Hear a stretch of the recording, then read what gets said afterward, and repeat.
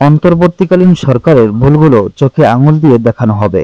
অন্তর্বর্তী সরকারের প্রতি জনগণের আস্থা বজায় রাখতে ছাত্ররা প্রেসার গ্রুপ হিসেবে কাজ করবে বলে মন্তব্য করেছেন বৈষম্য বিরোধী ছাত্র আন্দোলনের অন্যতম সমন্বয়ক সার্জিস আলম।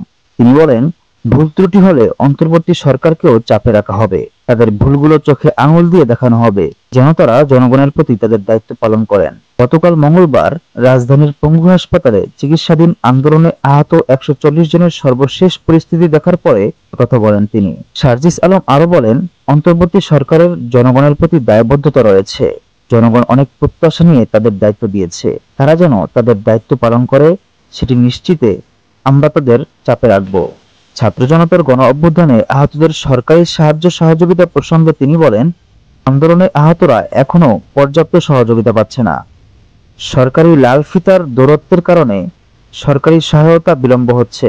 আমরা দাবি জানাই, অন্তর্বর্তী সরকার একটি তালিকা করে সবার সুচিকিৎসা নিশ্চিত করবে। বিভিন্ন ব্যক্তি ও প্রতিষ্ঠানকে আহতদের সহায়তায় এগিয়ে আসার আহ্বান জানিয়ে সমন্বয়ক সার্জিস বলেন, সহায়তার ক্ষেত্রে বৈষম্য বিরোধী ছাত্র আন্দোলনের সদস্যরা আহতদের সঙ্গে সাহায্যকারীদের যোগাযোগ করিয়ে দেবে, কোনো টাকায় হাত দেবে না। আজকের আপডেট এইটুকুই ছিল। প্রিয় বন্ধুরা, চলমান পরিস্থিতির আপডেট পেতে আমাদের চ্যানেলটি সাবস্ক্রাইব করে সাথেই থাকুন। ধন্যবাদ।